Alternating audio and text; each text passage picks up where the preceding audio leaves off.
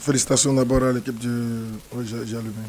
Félicitations d'abord à l'équipe du Sénégal, hein, qui a su profiter un peu de la naïveté du haut niveau. Et on perd le premier ballon sur le premier but du Sénégal dans une zone très dangereuse. On était averti sur les transitions que ça jouait juste précis et ça jouait très vite.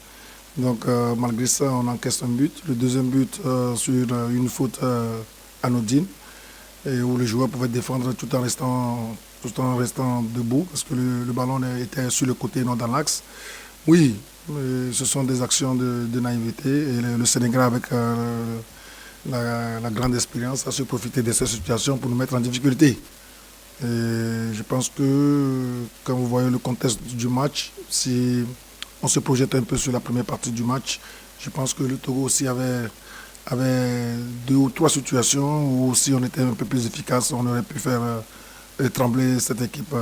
Et l'issue de ce match, je ne pense pas que ça devait être la même. En arrivant ici, on savait que le Sénégal devait avoir le ballon, mais nous, notre organisation nous a permis de les contrer. J'ai dit ici hier que je ne vais pas changer mon plan de jeu par rapport à cette équipe parce que je supposais suffisamment préparé pour pouvoir respecter notre plan de jeu. Et ce qui fut fait, et à l'issue de ce match, j'ai la forte conviction que notre mise en place a perturbé énormément l'équipe du Sénégal. Au suivant, oui. Vous prenez l'historique de nos buts encaissés, vous allez voir que ce sont les mêmes problèmes. On y travaille là-dessus. Comme je disais tantôt, on savait que sur les transitions, la justesse et la qualité des joueurs du Sénégal étaient au-dessus. Donc on s'était dit qu'il y avait des zones dans lesquelles il ne fallait pas amener le ballon, les perdre. Et du moment où c'est arrivé, on a été vite sanctionné direct.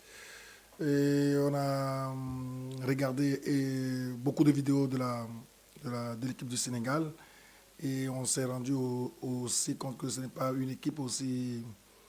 Et dans les intentions de nous empêcher à jouer, ils ne vont pas énormément nous poser problème parce que au niveau des courses, dans le travail défensif de la première ligne, les courses ne vont pas à fond. Donc ça veut dire que dans les sorties de balles, vu qu'on part avec 3 défenseurs centraux, et les 2 pistons peuvent redescendre dans nos zones de construction pour créer la supériorité numérique et sortir le ballon. Donc c'est ce qui a un peu perturbé l'équipe du Sénégal.